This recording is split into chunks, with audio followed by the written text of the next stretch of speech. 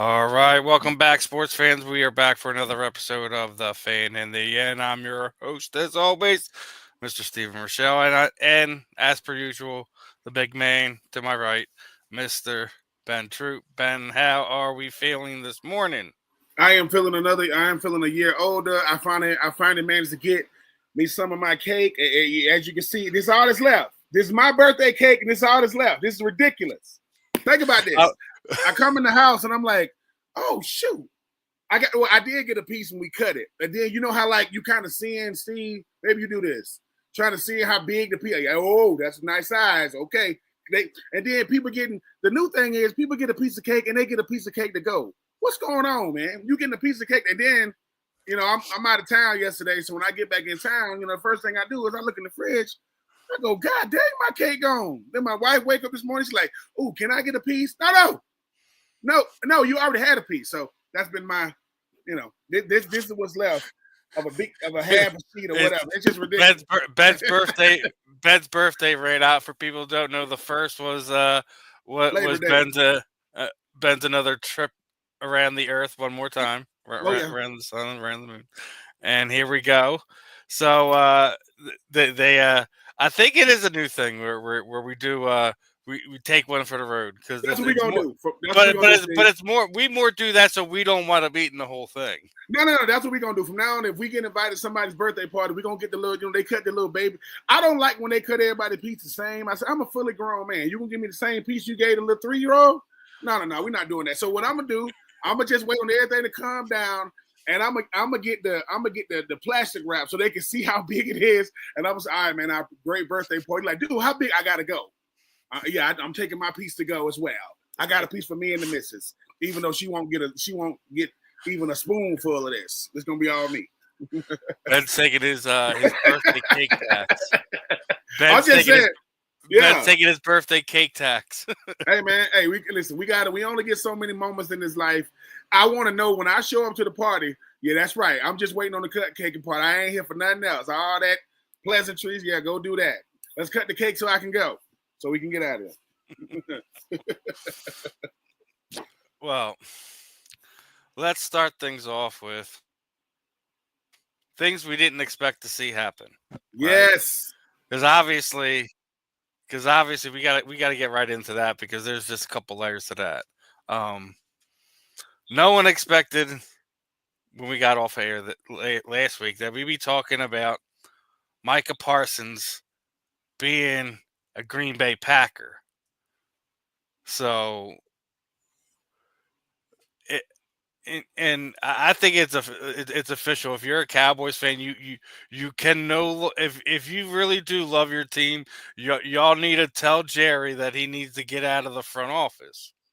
Because I think that's the only thing that's going to save y'all from what's to be the end of his Hall of Fame career is going to be nothing but filled with things like what we just seen happen throughout the whole ordeal of getting Micah Parsons signed has been interesting for the outsider looking in. I'll say that much, but for us football fans, it's been pure marshmallows over the fire, and we were talking about the Netflix series, right?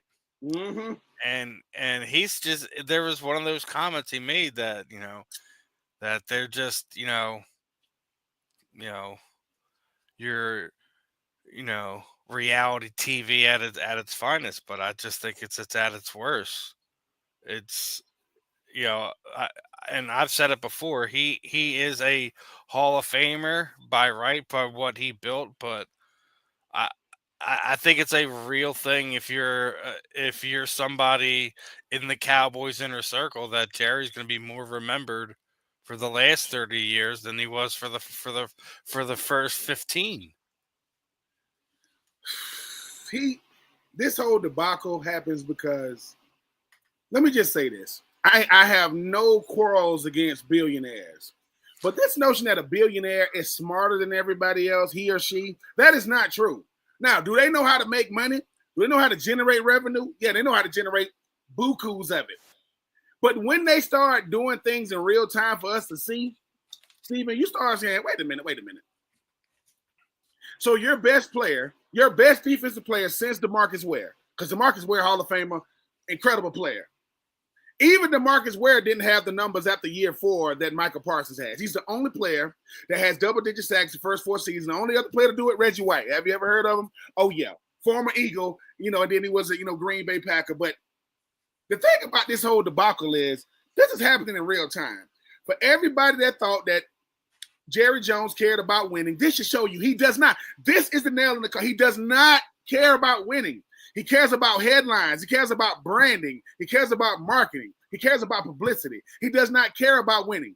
And for all of these former Cowboys saying stuff like you're better without him, y'all are the problem too. So you're better without a 4-time All-Pro defensive player that was drafted as an off-the-ball linebacker that has more sacks than guys that have only played outside linebacker and defensive end.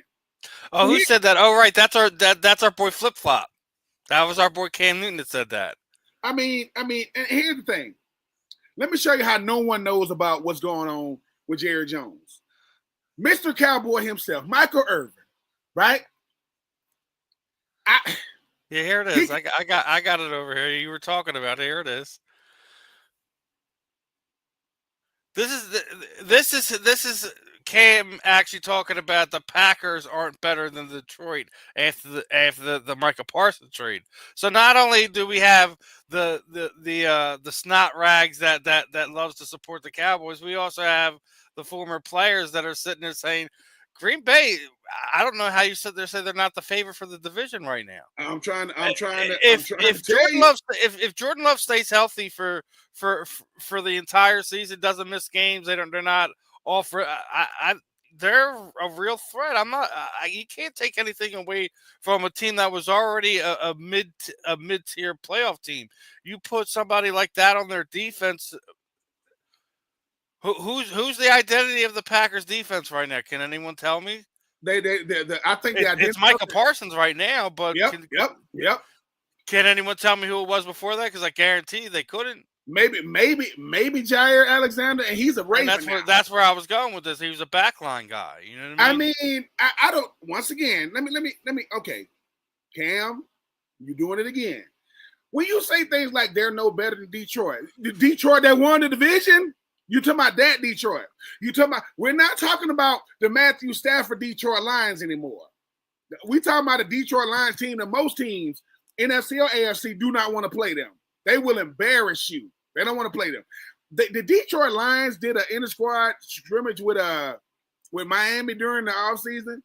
They said it was so embarrassing. They're like, dude, this is embarrassing. They are embarrassing Miami out here. They're no better than Detroit. Well, that's an upgrade. Number 2. Deron Bland, all-pro corner a couple of years back, he just signed a $90 million extension. Let me get this straight. Your best player on defense, you couldn't sign. Don't want to sign him. Deron signing the day after. and the dumbest press conference you will ever see is Jerry Jones sitting next to Stephen Jones saying we're a better team now. And for all of these people talking about he was a me guy, not a we guy, everybody is a me guy when it's time to get your money. What are we talking about? So let me get this straight. You got your job. You're the best salesman in this corporation. It's time to renegotiate. Wait a minute, don't give me too much money because I got to think about everybody that works with me. You're not saying that. The goal is to get my money based off what I've done and what I could potentially do. Most guys in the National Football League will never even be an all-pro. Not a first team, second team, or third team. They won't even make a Pro Bowl. The worst Michael Parsons is a second team all-pro. That will be 2023, 2024. Because the 2021 and 2022, he was a first team all-pro defensive rookie of the year. This is what happens when you are used to coping. When you are a Dallas Cowboy fan, y'all used to having to cope. Michael Irvin's on national TV talking about, I just spoke to Jerry Jones and there was no way. Even Jerry wouldn't do nothing. It's crazy. And I'm looking at Michael Irvin like, dude, you're a seasoned vet when it comes to TV. This lady is setting you up. She's letting you know it's about to go down. Michael Parsons, I want to say the Dallas Cowboys said we're up to trade him at 1 o'clock. At 1:01, he was a Packer. It was David Mailetta, his agent, was on with Stephen A. Smith, and he said, look, number one, the phraseology that he used, I don't think I've ever used that phraseology in my life. Number two, I am not doing my job if I let them negotiate for him. What? I don't listen. It could be Michael Smith, not even Michael. I got an agent for representation. If Stephen Rychel, right, has a publicist, has a manager, why are you calling my phone directly to negotiate with me? Hey, Stephen, listen. We could just call my publicist. Why? Call my manager. Call my agent. Why? Because that's why I pay them. Yeah, and that's why I pay them. And they understand that it's like this. Let me tell you, listen, it's the age-old adage of if they would cheat you, listen, if they would cheat you to get you, they're going to cheat you after they got you. Yeah, you cheated to get me. You're going to cheat after you get me because that's how you got me. Well, if you were Micah Parsons, Micah said way back, you make a great point, Stephen. You say the documentary. How did he get the Dallas Cowboys? A handshake, right? So he got way back then. That's how he got him. He's still trying to do deals. And for Stephen Jones said the craziest thing ever. He said we've had players that have come to the organization that have said we don't really want to deal with negotiations. We rather have you guys, negotiate for us. That is a bold-faced lie. Nobody has ever told you that. Nobody in the history of the Cowboys. And if you are the exception that did that, what are you doing? Why would I go to the Cowboys and say, hey, I want y'all to negotiate for me. I want y'all to go through all the language for me, and I'm just going to sign. We're going to look back. We're going to look back on this trade and say, oh, I know what it was. But being they got 2 first-round picks. You think 2 first-round picks don't pan out just like 2nd, 3rd, 4th, 5th, 6th, and 7th round picks. And not just that, they're late first. You didn't trade them to a team that has won like 5 games over the last 2 seasons. You trade them to a team that played us tooth and nail in the wild card game in last year's playoffs, right? Yeah. You have a team who not less than 5 years ago gave you the biggest whooping in the playoffs in your team's history. So he's going, look, this is contract negotiation 101. You going to Arizona, you going to a bottom feeder. You're not going to a team that could potentially hurt us. Wait a minute. The Packers played the Cowboys this year. Oh. Week 4 in Dallas. And the thing about it is this. The next Dallas Cowboy fan that say, look, man, he wasn't even really that good. Y'all are liars. Y'all are not being honest. Michael Parsons is one of the best defensive players in the league. At his position, he's probably top 4, top 3. What, Myles Garrett? You talking about, TJ Watt, Michael Parsons, Max Crosby. That's it. That's your top 4. Max Crosby I think he got just as many sacks as Max Crosby. He's been in the league in a shorter time. Myles Garrett is out of his world. TJ Watt, them 100 sack guys. Those guys are crazy. But what I'm saying is Jerry Jones does not live in reality. Not ours. He doesn't. If Jerry Jones won a Super Bowl, it'll be by accident. A lot of things will have to go his way, right? Because he was talking trash about Dak, right? He was talking trash about Michael. He said he missed 6 games. He only missed 4. But we knew this was coming, though, Stephen. The circus lives in Dallas. It doesn't leave.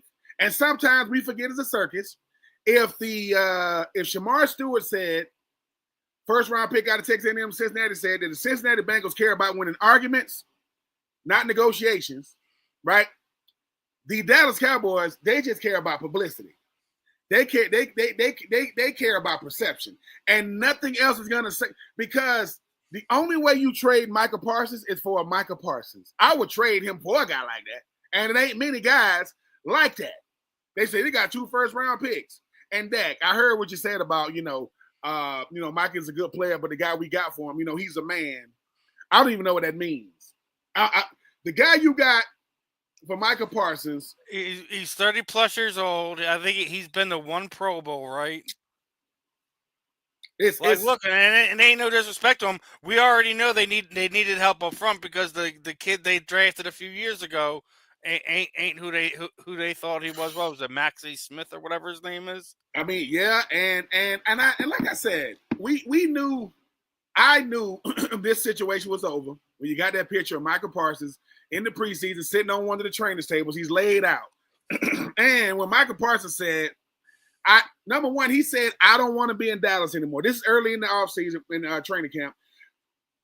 Those ties were severed right there, because if you do sign him, now you got a locker room that's divided, right? Now you got a team that's saying, do I rock with my teammate or do I go with ownership?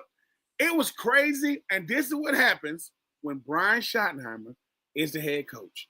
When you have a head coach that doesn't have a resume in the head coaching, that's been around a long time, that's known mostly for what his daddy did and not what he's doing, Brian Schottenheimer comes out and says, hey, Dak Prescott is a developmental quarterback. Is he? Is he development? If he's still, we're all developing, if we're being honest, but we don't say everything we think. Like we can't. People say, we married men. Me and Steve, listen, dude, listen, when you got ladies, you can't say everything you want to say. You're trying to keep the household together.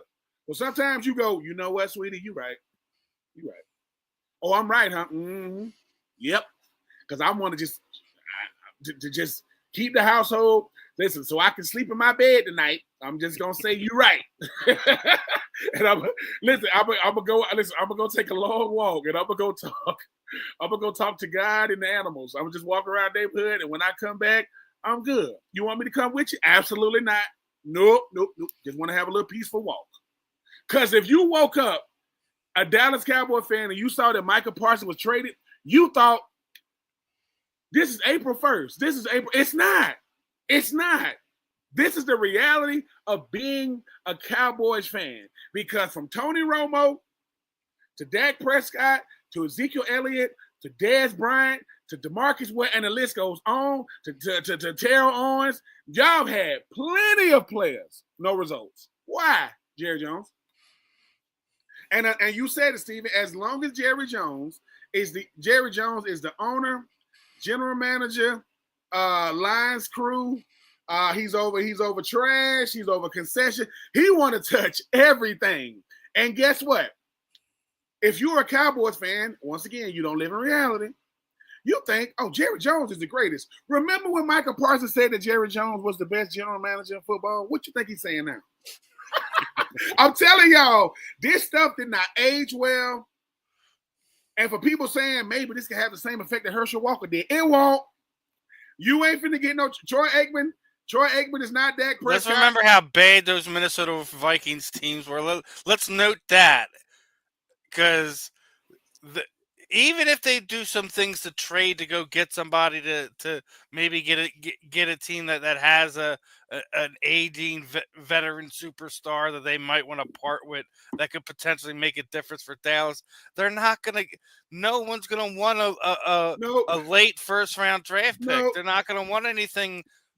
Listen, you're going to have to be in the upper teens to get somebody's attention. So unless you're going to be that bad and your pick is actually going to be the Vikings pick, and you're going to trade your pick to make something happen, that even with the asset you have, it's not really going to help you. You're going to have to package those guys up to go get somebody and then still pay him.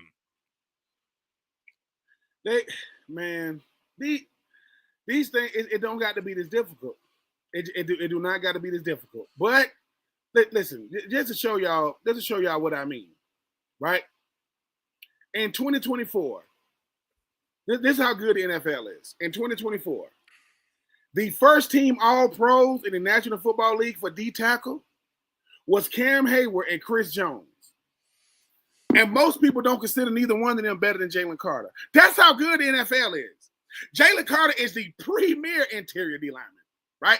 And Chris Jones and Cam Hayward was the first team All-Pros. Now, how they get to them numbers and all the different things, but no one would ever say that Jalen Carter is not right up there with them. Like, oh yeah, we first team, but that kid right there, yeah. This ain't a Lane Johnson, you know what I'm saying, Penei Sewell type. Lane Johnson is him.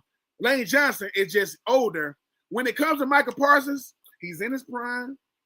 And I'm gonna say this again. He got drafted. He got drafted to play what Levante David plays, what Fred Warner, a off the ball linebacker. They made him a defensive end / outside linebacker, and he's still getting all pros. I'm outperforming every player at my position, and I've never played this until I got here.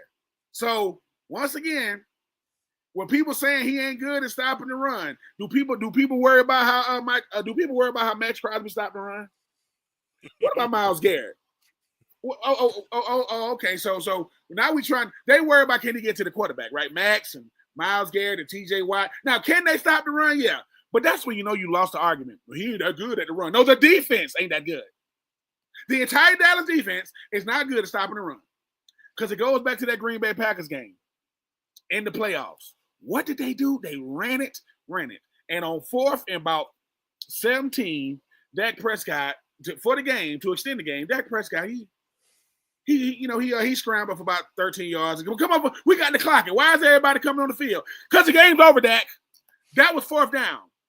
And I'm just telling y'all, we love Dallas for this. Dallas, we going to talk trash about y'all, make fun of y'all, but y'all make it so easy to do it. Oh, and to all my Dallas Cowboys friends that think, man, you just hating. Hating on what? Like hating on what? The Atlanta Falcons have been to more recent Super Bowls. Now we lost them. Think about this. The Carolina Panthers have been to more recent Super Bowls than the Dallas Cowboys. The Arizona Cardinals have been to a Super Bowl. So before y'all can say anything, most of the players now were coming out the womb in the early 90s, right? They was coming out the womb. Dak and all them, 92, 93, whenever they was coming out. And you hate on something that you want to be like or that you wish you had. No. I mean, somebody say, hey, man, why you keep bringing this car in? I bought it in Dallas. What? It just don't work. What you mean? I bought it in Dallas, and I had somebody drive it here, and it won't start. It won't crank. Because you bought it in Dallas, man. Don't buy cars out of Dallas, man. Get them out of Detroit.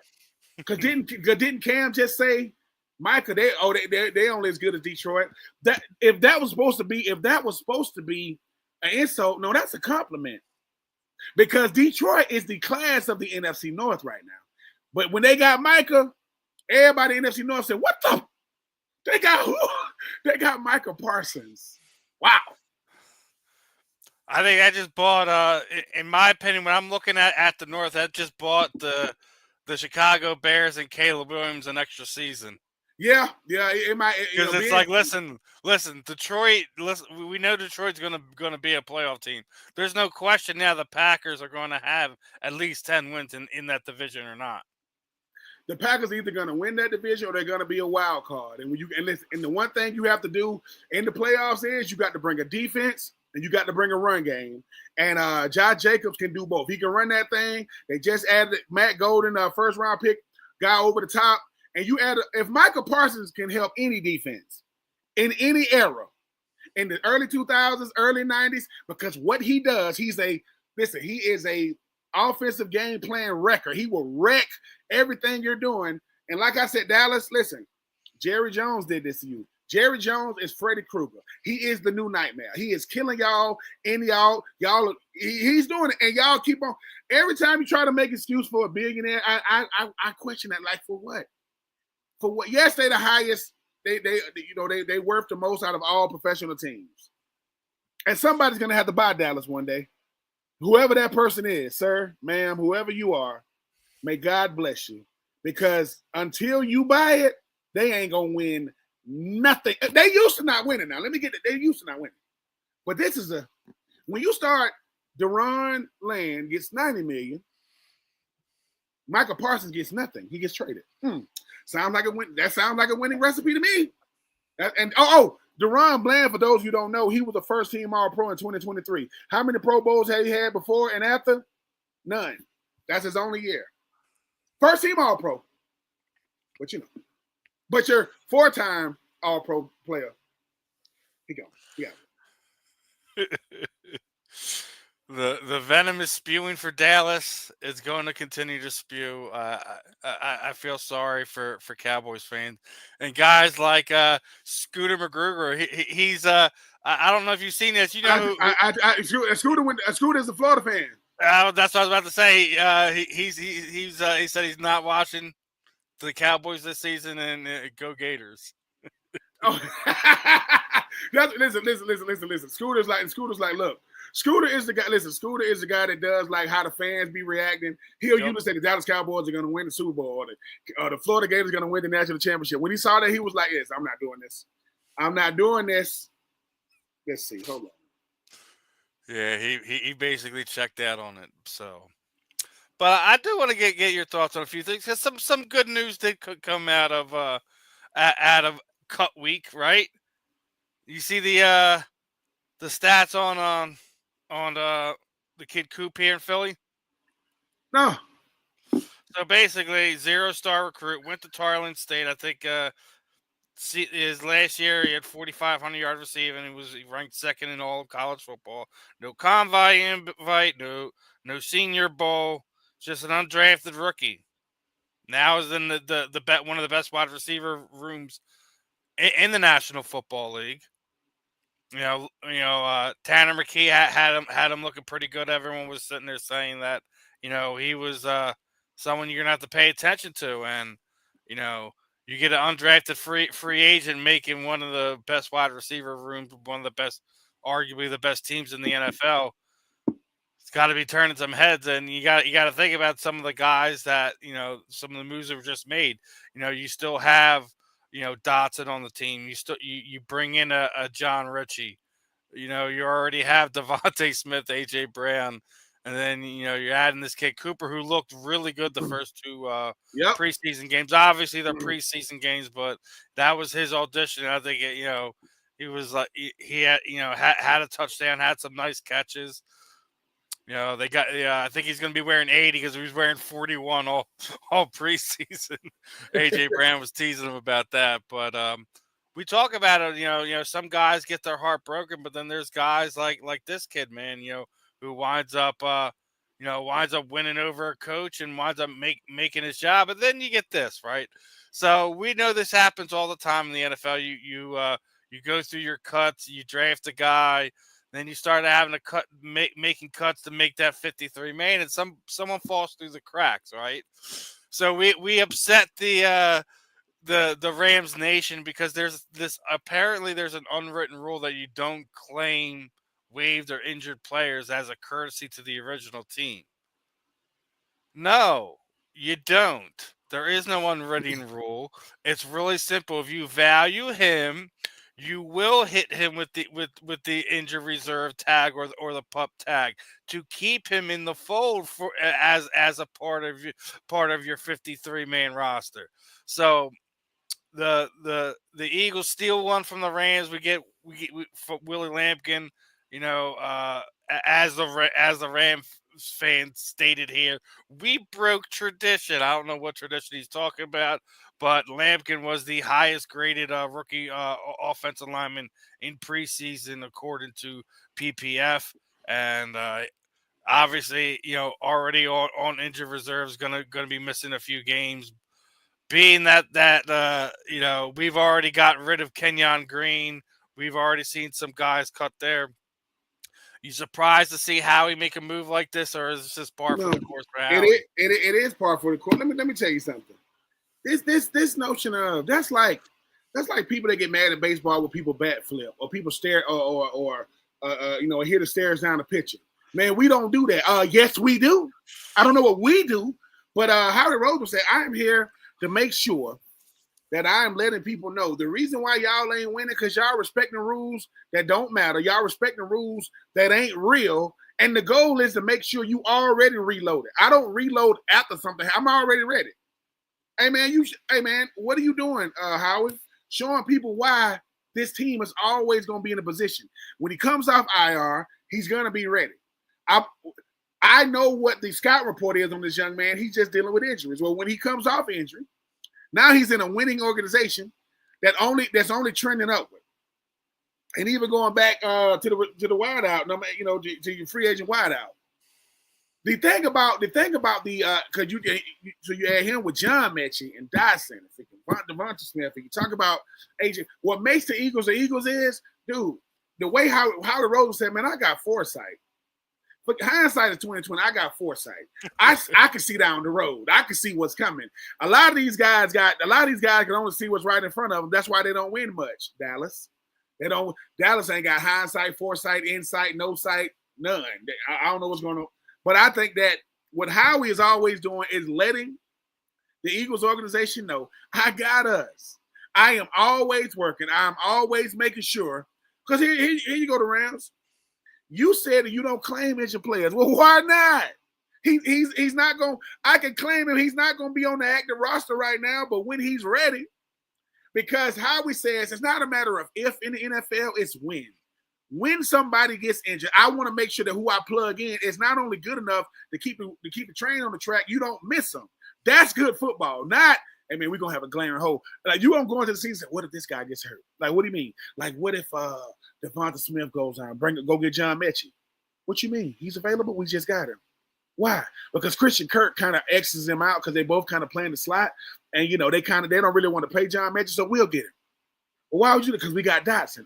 So Mechie was a second-round pick. Dotson was a first-round pick, but we can go ahead and get him. Why? Because they already know if you already own a second team within your rookie deal, you already know you got to prove it. You got to prove it with your new team. Go out there and make room for a free agent. Now we go and get lineman. We go get a big lineman. And now the Rams are saying, man, because we know y'all do that. So they just spilled the beans. They'll put them on IR to try to hide them. Nope. You thought because we saw he was on IR, we wasn't going to claim him. Well, if he ain't going to play for y'all, he can come over here and not play for us. That way, when he comes back, he will be wearing green and white. And that's brilliant moves because every team going to deal with injuries. Every team ain't dealing with injuries from a player who was graded the highest. I want players like that.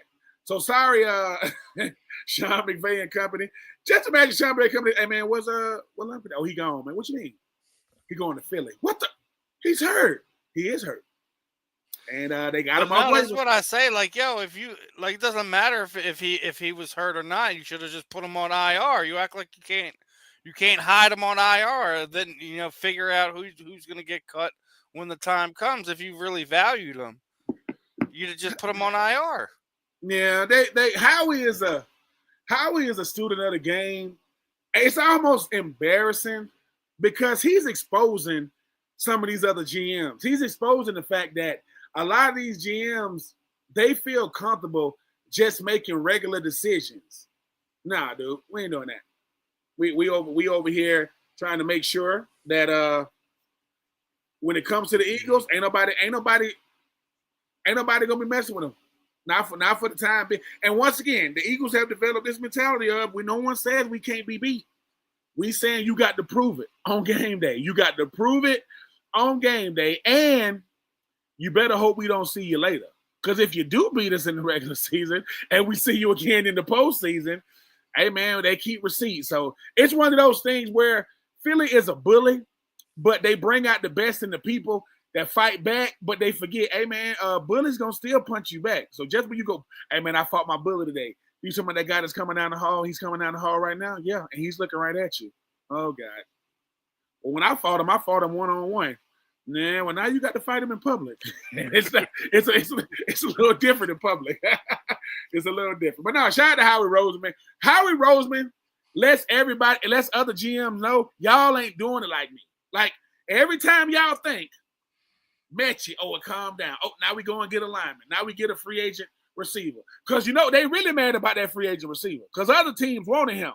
They going, nah, we're going to put him on the active roster. We ain't going to put him on the practice squad and make him develop. No, a receiver that wears in the 40s in the National Football League, and now they get to wear a real NFL. I think, if I'm not mistaken, didn't Julio wear 80 when he was in the Eagles? Yeah, the 1 year he was here, he wore 80. Yeah. All right.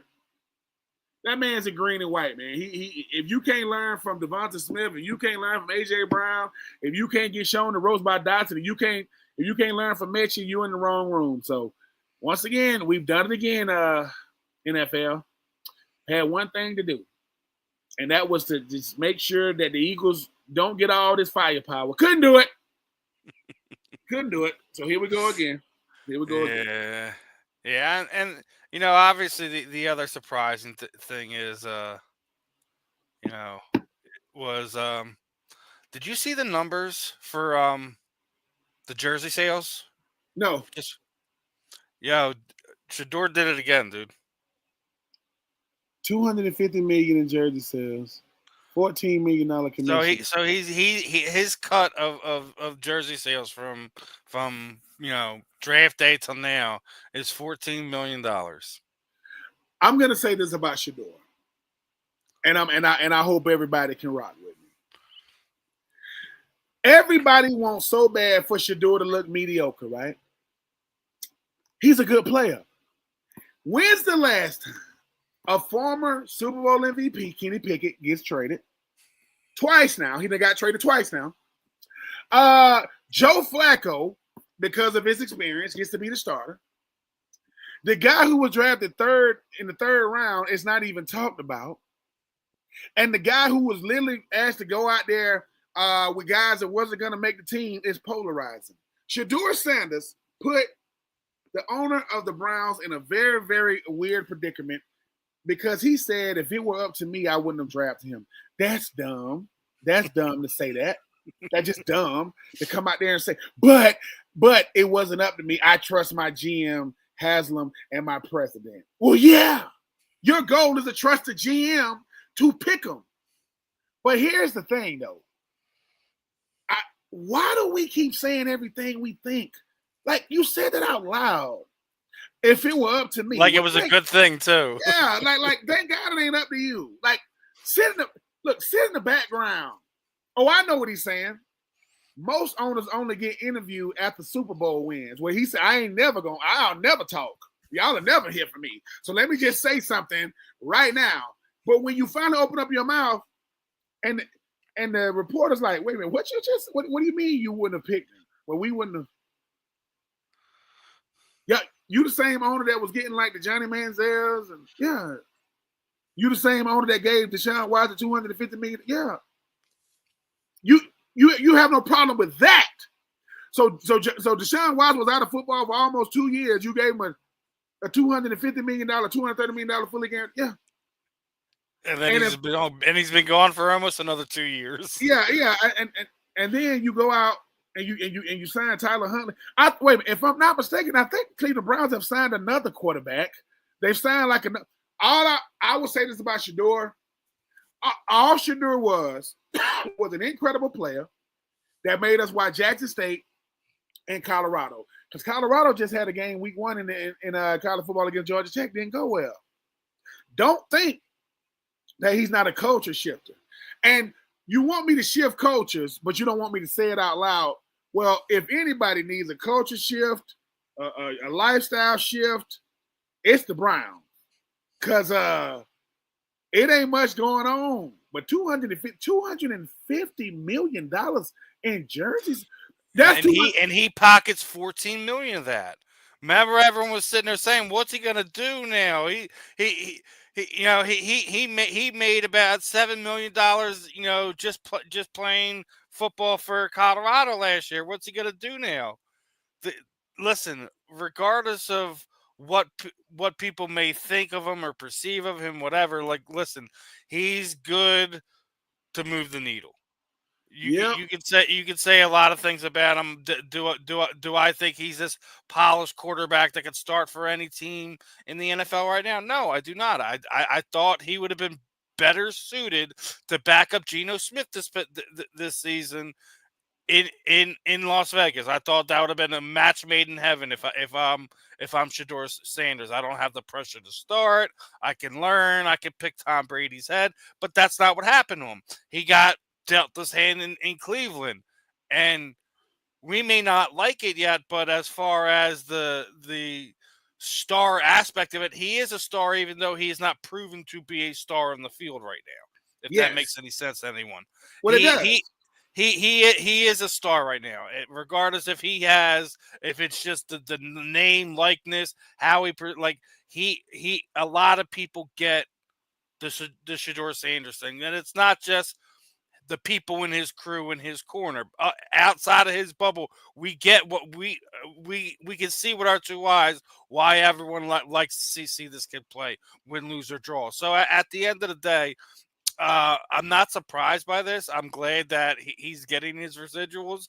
That him falling isn't really financially hurting him. I think won't be surprised if you see some big company attach themselves to him, regardless if he's a starting quarterback right now or not.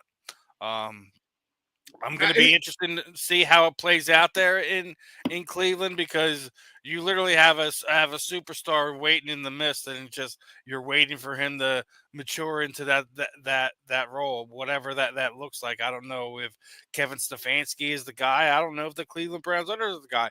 I wouldn't be as surprised to see them when this offseason hits, they trade him somewhere. I but wouldn't you be just said it though. But you just said something, Stephen. I don't want you to go by. You said, I am interested to see in Cleveland. When the last time we said those words? LeBron James. Exactly. LeBron James. That's it. And who did LeBron James endorse when he got drafted? Johnny Manziel. He endorsed him because he knew the city needed something football-wise. Johnny Manziel lasted 2 years in the NFL. Johnny Manziel, that took the college football world by storm at Texas A&M. Johnny football lasted 2 years, not because he couldn't play, because he's in Cleveland. So when you talk about what Shedeur Sanders knows this, before I play, I better be worth watching. I better be worth you paying your money to get my jersey, to see me play, to get these red zones, ESPN, whatever it is, and he checked it off. Then I got the second part, the hate. I got people who got all these narratives about me, but when I go out there on the field, and I don't look half bad, dang, they don't really know what to say then. But then people forget, I'm a fifth rounder, right? I am what my draft status says I am. First, second, third, fourth, fifth, sixth, seventh, undrafted. Where's Dillon Gabriel? Dillon Gabriel has been talked about the least this entire time. And when Dillon Gabriel finally gets out there, he's throwing pick sixes, and people are making excuses. Well, he threw it, didn't he? Yeah, because had Shedeur threw a pick six, oh my God. They're opening the show, these sports shows with Shedeur. They just go, Dillon Gabriel. See, but Cleveland think they're smarter than me. No, Cleveland didn't get Shedeur third round, because had they got him third, he would be in a position to start. I get him fifth, and I can slide him back. I'm not going to play a fifth rounder over third. We understand that. Kenny Pickett never had a shot. When Kenny Pickett got traded to the Browns, and they got Joe Flacco, then they got Dillon Gabriel, then they got Shedeur, Kenny Pickett should have known I'm the odd man out. Why? Because you was the odd man out. You was the odd man out in Philly, right? So I think that this whole Shedeur situation, I think you hit it on the head. People just want to, if he's not that good, $250 million. I don't think any player would know about selling any $250 million. I sold $250 million in jersey sales, and I'm a fifth round draft pick to pay for the Cleveland Browns. Huh? I'll say this: if this happened 15 years ago, he would be getting murdered this season by the veterans when they go out to eat. All he would be getting murdered, and you already know what I'm talking about, Ben. Yeah. Oh yeah. Listen. I will say this though. About the whole Shedeur situation. There are a lot of people that don't like the Sanders. There are a lot of people that don't like his dad, don't like his brother, don't like their, don't like their pedigree, don't like them. But if anybody's built to handle it, it is Shedeur. And to you Shiloh haters out there saying, Shiloh Sanders did not get cut because he swung at the tight end. He got cut because he didn't flash, and he's undrafted. You know how hard it is for an undrafted rookie to make the 53-man roster? You have to be stellar. You got to flash every practice, every game, all the time. Because that means for you to make the team, a veteran is going to get cut. So Shedeur, and people saying, well, Shiloh, he going to be, do you think Deion Sanders' kids going to starve? Do you think the Deion Sanders kids going to be struggling? Deion Sanders Jr. has a full-blown production company. He's going to start a whole revolution of people just following people around that's not paparazzi. That's who usually follow you around. But when Shiloh got cut and they interviewing Deion said, oh, man, we talked about all this. We talked about every situation. He said, do you think I will put any of my kids in a position to not be straight with or with? We're going to be good with or without football. He said, I take care of mine. I've been taking care of mine. You can believe that. That's exclamation point. And that's what, guess what? And what Deion is saying is what every man who has children feels about their children. I mean, I'm going to take care of me and mine. It don't got to be the same, but I'm not going to have my kid depending on something that he or she cannot control. What? So yeah, but at the end of the day, Shador made $14 million off of jersey sales. That's more than most rookies gonna make they whole rookie contract, and that's rounds 2 all the way down to 7. So when people think he's only making $4 million, stop counting that man's money. Because all we know about it is if I make $250 million through the NFL, and that's national, how many more endorsements you think he's gonna get? Other people want to be a part of that because his daddy can't endorse everybody. Dion can't endorse everybody. Hey Dion, what about Shador? Oh, I'm happy that you asked. Shador, I'm just telling y'all, man, they got the Sanders got the blueprint, and I didn't even know jersey sales with that. Patrick Mahomes, yeah, but a 5th round. So which means if Shador would have went first overall, 750 million, double that, triple it. Shador gonna be good, and guess who can't wait for him to get out there? That would be Cleveland fans.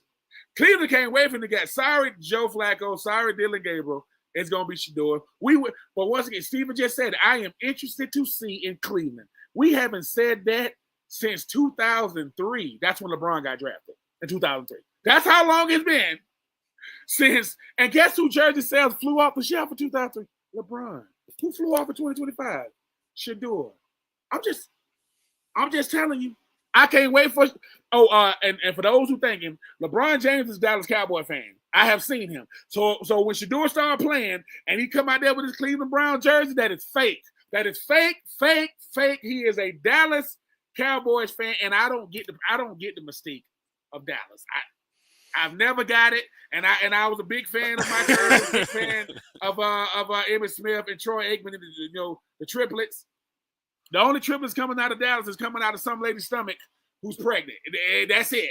Other than that, please, Cleveland, we will be watching when Shador's out there. I want to know how many times they're gonna show Shador Sanders on the sideline with a hat on during the game every time Joe Flacco or Dylan Gabriel does something wrong. I do want to see. We could do the Swift count like they were doing. They got a Sanders. They got a Sanders. Oh. Deion Sanders Jr., Shador's brother, had he gone first round, Deion had already got Roger Goodell to approve him following him around. But when he got 5th, but his brother said, "Oh man, 5th round, you can't follow a 5th round. Can't follow a 5th rounder." Well, I think Shador is the exception to the rule, but that just shows that even the Sanders know, look, man, we're gonna have to wait on you to start starting or making some. I'm glad you mentioned that because that's gonna segue me into something because you were talking about LeBron being a Cowboys fan. Remember him last season? He was hitting up Saquon all year, talking all that craziness. Now, first and foremost, got to give him his flowers real quick, right here. He was 86 last year. 86. He was on the list. He was 86. He wound up first this year. Make it make sense, guys. Make it make sense. But I want to give Saquon the love for that. But the reason why I was going to mention that is they announced today. Guess what? Guess whose documentary's got coming out? Saquon. That's how they announced that today. So that's how you listen. Like, I don't think you could. It's past like the Disney storybook, whatever. When you leave a team and you envision yourself, I don't think there's a player that is the cockiest SOB that's ever walked this planet. Could have never said, "I'm gonna do this. I'm gonna do this. I'm gonna win this. We're gonna win the Super Bowl. I'm gonna get this. I'm gonna get." Like literally, it's like all the good deeds that Saquon did his entire life just flooded. And it is just smacked him dead square in his face this season. The Madden cover, offensive player of the year should have been MVP, but that was just my take on it. I get where the MVP award is anymore. Yeah, but that wasn't the ultimate goal. Doesn't have the greatest Super Bowl performance of ever, but he's still one of the best teammates. You've seen him how he was running around. You're keeping everything cool. Like I don't think anyone has ever had a better one calendar year athletically than what we just got out of Saquon Barkley, and all the other stuff that went with it. Could you imagine if he did this in New York? Like honestly, Ooh, let's take it that we're not in Philadelphia. yeah. If this was a New York athlete or an LA athlete, this would be 100 times worse. That's Odell Beckham as a running back 2.0. If he did it, that's the catch for a season, because Saquon Barkley is one of the most interesting players, figures, personality that we've ever seen. I like the fact that he'll go on to pivot. You know, with Ryan Clark and Channing Crowder and Fred Taylor, and he's vulnerable, saying, "Dude, they make me look like I couldn't play. They talking about me like I'm just another player." And most players don't want to say what they really, but that's how most people are. Man, they think I ain't got it no more. Because when you get let go by the team that drafted you, like, really? Like, you saying cool, but really, y'all just gonna let me walk? Yeah. All right. Cool. I think when I see Saquon and I see him at the parade, he's picking up, the equipment, he's pulling them over the thing. He's saying, "Hey man, you got a couple more yards to break the record, man. Let them young boys eat. Hey man, you're not gonna play in the week 18 to break the record. Man, I'm good. We just make sure we win the Super Bowl." Going up to Jalen Hurts, man, do you ever have fear? Do you ever have doubts? It's like he's showing he's human, but he's he's superhuman on the field. He's like everybody else until he put that 2-6 on. I'm looking forward to seeing it, Stephen, because I think he also represents another kind of pro athlete. We get so caught up in a superstar being arrogant, being a jerk, being hard to play with, being hard to deal with. And Saquon don't look like he's none of that. Do we work hard? Yes. Do we talk trash? Yes. Do we hold himself and his teammates accountable? Yes. But he's a great teammate. Saquon seems like the type of guy to wear an undrafted rookie running back and say, "Hey, Saquon, I'm having a birthday party for my kid. Could you come by?" "Yeah, man, just send me the address." Like, that's what I envision him being. And the Eagles finally gave him his flowers and say, "Hey, dude, now," I would have looked at a Saquon Barkley story if he was still wearing, the Giants red and white, and blue. I would have, but the Eagles said, no. Because if you tell your story without us, you sound bitter, pointing the finger, mad. You still all those things, but you a champ. And all we did is unleash you. We walked by this. We walked by this, this place. We say, "Hey, man, why is Saquon Barkley all boxed in? And man, we kind of want to keep, no, let him out." Because Saquon Barkley is about as unfair of a football player. And we talking about Deuce Staley. You know what I'm saying? We talking about, LaShawn McCoy. You've had some, we've had some incredible guys, Brian Westbrook. And it's not that you're going to ever, when I think Eagles running back, the first one jump in my mind is Brian Westbrook, then LaShawn McCoy, then Deuce Staley. Saquon is saying, look, I did for the running back, because you had a Jahi and those guys, but they don't get the credit for what being a everyday starter is. So, yeah, I'm happy to see it. I've heard that America's team thing, too. I heard that's dope. I heard that him and Jalen I heard that Jalen Hurts is opening when they do America's team. The real America's team is the one that wins the Super Bowl, not the one in Dallas. Let me just say that. But they saying that Jalen really getting to show his personality in America's team. Because, Jalen's so buttoned up, professional, kind of keep it certain way for the cameras. I will always say this. The reason why I love sports, movies, and documentaries more than anything else, because it's real. It's authentic. It's raw. It's raw emotion. And, I wasn't the biggest Steve Jobs fan, but Steve Jobs said something. He said, life belongs to the storytellers. Storytellers, when it is real, when it's coming from I just see Saquon sitting down like Deion did and said, all right, let's do this. And so with the little thing, they said 3, 2, 1, boom. Saquon Barkley, running back, Philadelphia Eagles. And they just go, and they're going to show the clip when he was at Penn State doing the Oklahoma drill. And I don't even know how, I still don't know how he got out of there. Like, here comes it, and then you talk about what he did in the Rose Bowl against Sam Darnold. And then getting drafted number 2, and then going to the Giants, being from the Bronx, going to Penn State, getting drafted to New York to be back in Pennsylvania. Hey man, somewhere Steven Spielberg is saying, hey man, I don't know who's gonna play you because I don't know if we got actors that's this athletic. I don't know if we got guys he got the most famous quads on the planet Earth. There's a sculpture of his quads in the Smithsonian. Got to be, at this point. But I'm happy for him, Steven, because him, man. Like Saquon is. I mean, if somebody said if you had to picture a running back, what would you name him? I would name him Saquon. Saquon what? Barkley. Because people say when they meet him in person, they say he's really, really nice, man. He's married, he got children, he's a family man. Hey, but guess what? Guess what that means, though? I know Amazon Prime is doing it. People gonna say, you think Jalen gonna have one? Yeah. You think Lane Johnson gonna have one? Yeah. And guess what? You don't got to like it. People are like, don't nobody want to see that? Yeah, we do. And we got to see America's Team on Netflix, and don't nobody want to see that. Don't nobody want to see no VHS of freaking Jerry Jones and Michael Irvin and Emmitt Smith. When you got drafted, what did you have on? Like, what are you wearing? Like, what? So this is style back then. You had on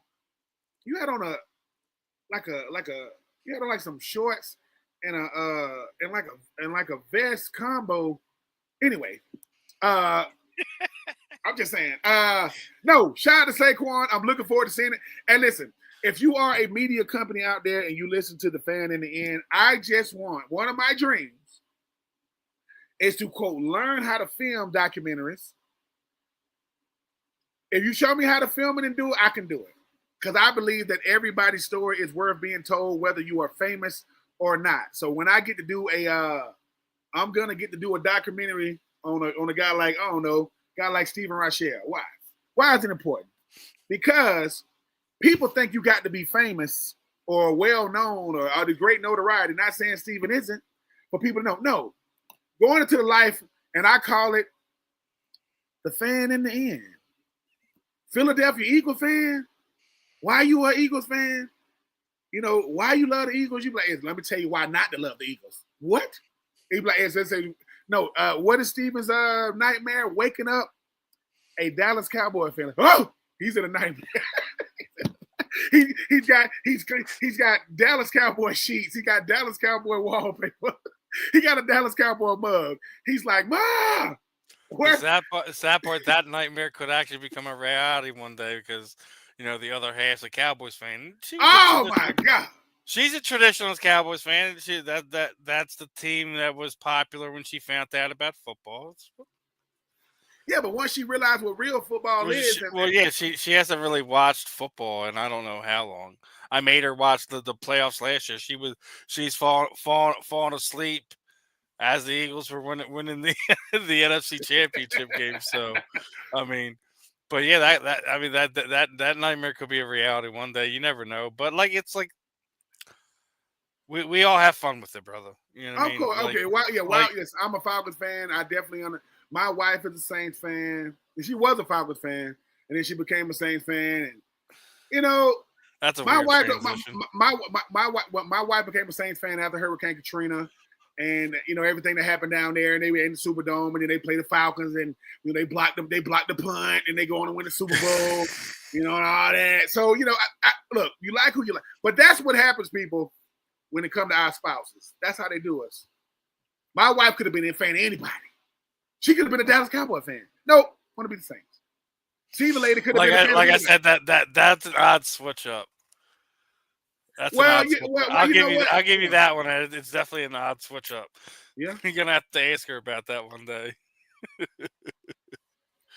Like, come on, babe. I need to really know what. Really, you know what? The good thing about it is like how you say your lady ain't watched. My lady knows nothing about football for real. She still think the coach is probably Sean Payton.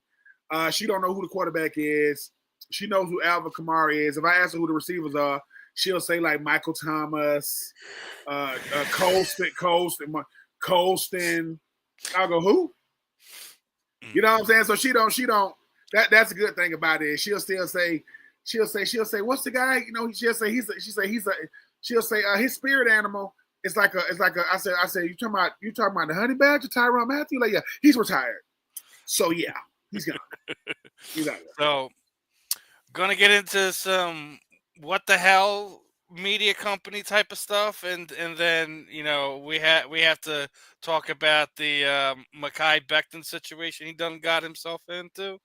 But so they did their announcements of the Ring of Honor inductees for this season, and to my not surprise, Malcolm Jackson is on the list.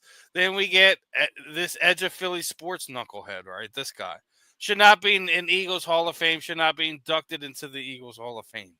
What? What? Exactly. Like, all right. Let's take out that he. I think he played like 4 or 5 years here. I think that wound up being his grand total when he was said and done. I could get you saying that would be a reason, but we all know he meant so much more to not only that particular team that helped won the Super Bowl. He was vital to stuff going on in the community. Not to mention was at the absolute backbone of the team that won the Super Bowl, that won the first Super Bowl here.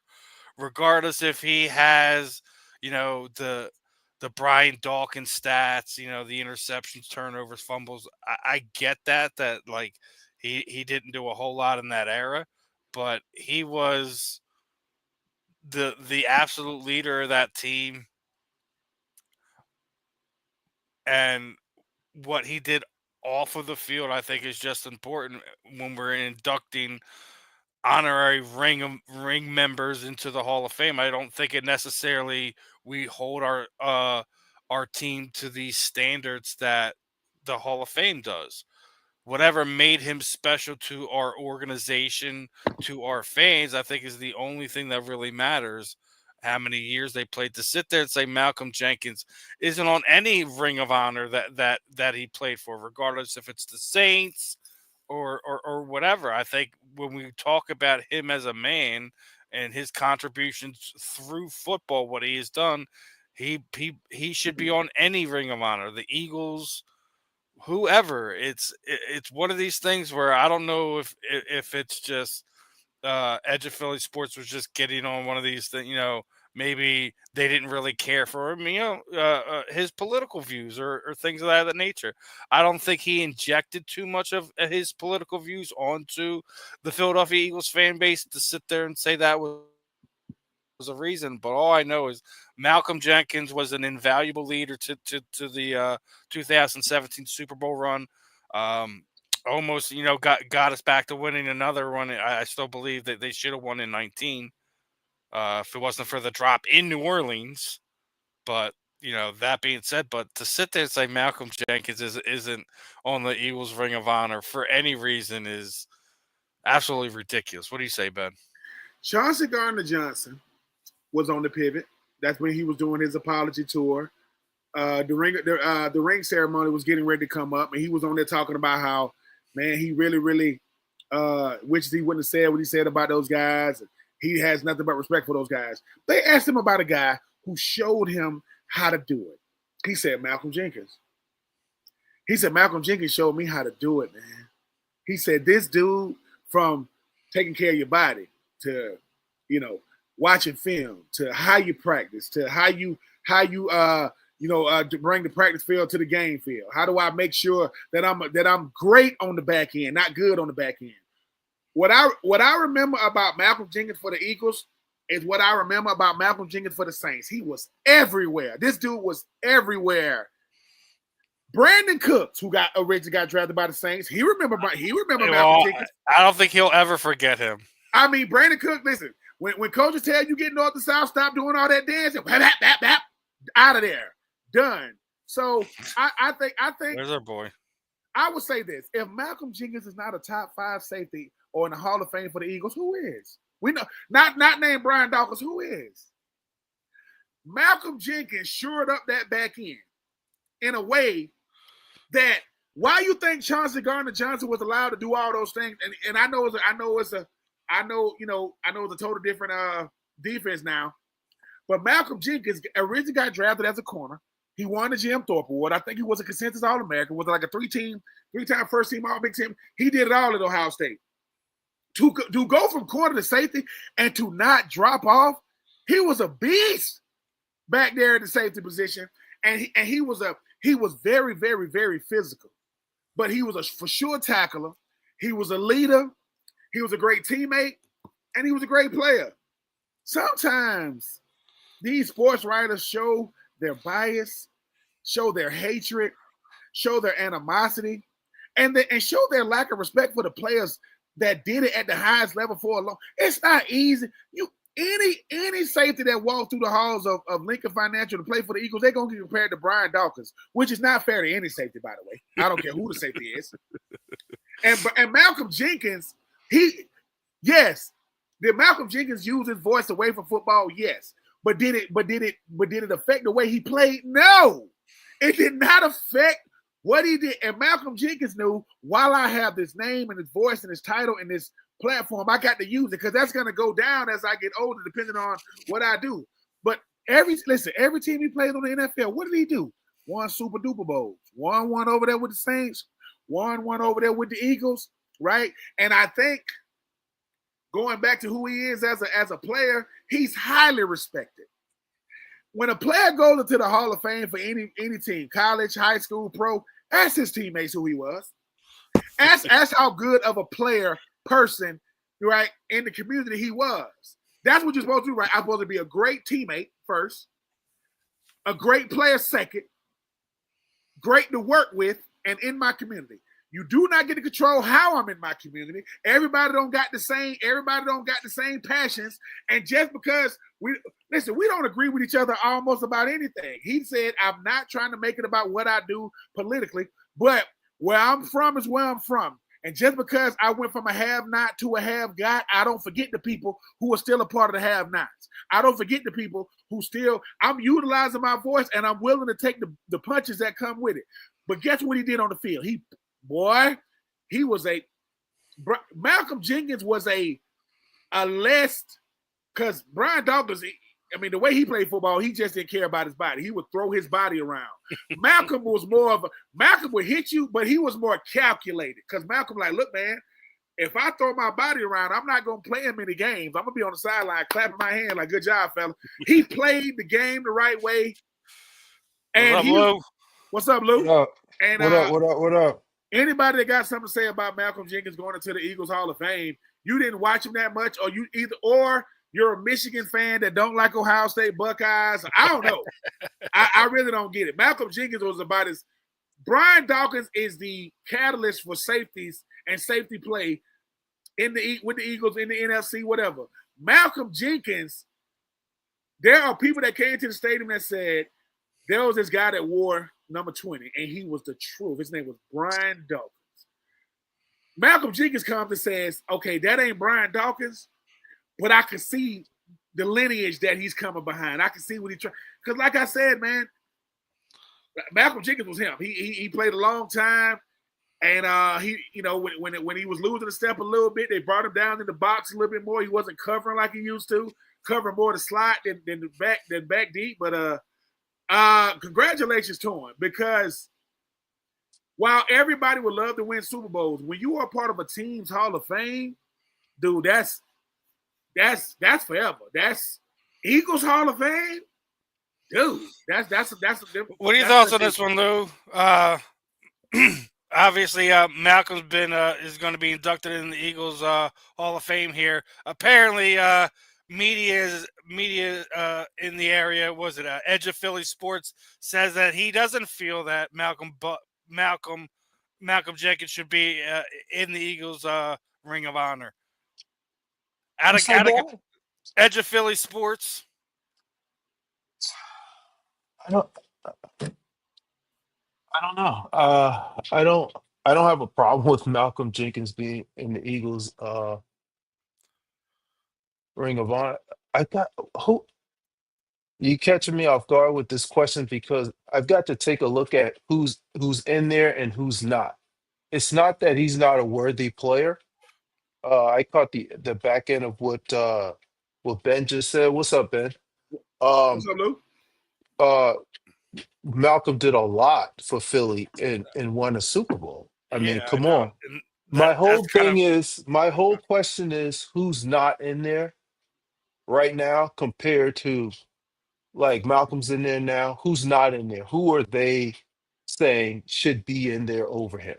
that. That I think that's the and thing. I think that it was and that sounds like I'm uninformed, but I never really paid attention to who was in the Ring of Honor. Who's in the Ring of Honor that they feel should be in there over Malcolm Jenkins is my question.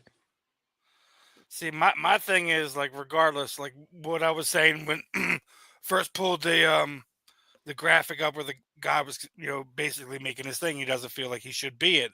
Where my thing is, regardless if we're saying it's 5 years, 10 years, whatever. He didn't have this long career here, but he made multiple big impacts on not only just this team but in the community on the stuff that he did outside of football as well. Where like I don't think you want to just sit there and say like and to what you're saying like I don't think it matters who isn't in right now. I think it does. I think it absolutely does. If you are a person that has a problem with something, what are your reasons why, right? Yeah, So if you're telling me if you give me a list of Eagles Ring of Honor members and let's say Donovan's not in there and Harold's not in there. Of course they are. And Hugh's not in there, but then Malcolm's in. Then I say, hey, I don't based on your guides on who you're putting in there. If these four aren't in there, then I don't know if Malcolm should be in there. I'm not saying he shouldn't. I'm not saying he shouldn't. What you're giving me are the pros, right? I'm not even saying there are any cons. You're giving me the pros of why he's in there. All I'm saying is, and I'm not even being devil's advocate here. I'm just uninformed right now, which is crazy because I'm in on a lot of I'm an Eagles nerd. Who's in there? Who's not in there that they're saying, wait, Malcolm's I in just there, pulled it up just and for and general so we and could and talk. who else is not in there? Donovan is in it, and we also have like Yeah, I uh know Donovan's in there. I was just throwing obvious names of who was in yeah, there and who should be in there. I'm saying if there's a for example, for example, Terrell Owens was not a first ballot Hall of Famer. Why not? Why wouldn't Terrell Owens be a first ballot Hall of Famer? My question, and people would say, well, the cons are blah blah blah blah blah, and I'm saying BS. He's a first ballot Hall of Famer. He should be in there. I'm just saying what there are differences. Like for example, you're telling me look at Torrey Holt's numbers. Is Torrey Holt in the Hall of Fame? No. Torrey Holt's not in the Hall of Fame. Look at his numbers compared to everybody else from that era and people who are already in the Hall of Fame. That's what I'm saying. If you're telling me that so and so should be in the Hall of Fame, but Torrey Holt shouldn't, then I say I could still say they both should be in there. If you're giving me, that's why I'm asking who's in there, who's not, and I could say, well, so and so should be in there, Ben should be in there, Steven should be in there, and so should Malcolm. But why isn't Ben and Steven in there? They've been done for 15 years with the Eagles, and what they did stands out. Why aren't they there? Why aren't they in there yet? That's all I'm saying. I'm not saying that Malcolm shouldn't be in there. We that's I guess people have a little recency bias or recency unbiased against Malcolm, and I get it. I completely get it. I don't think they're crazy. So I'll jump out and say, "Come on, you're crazy."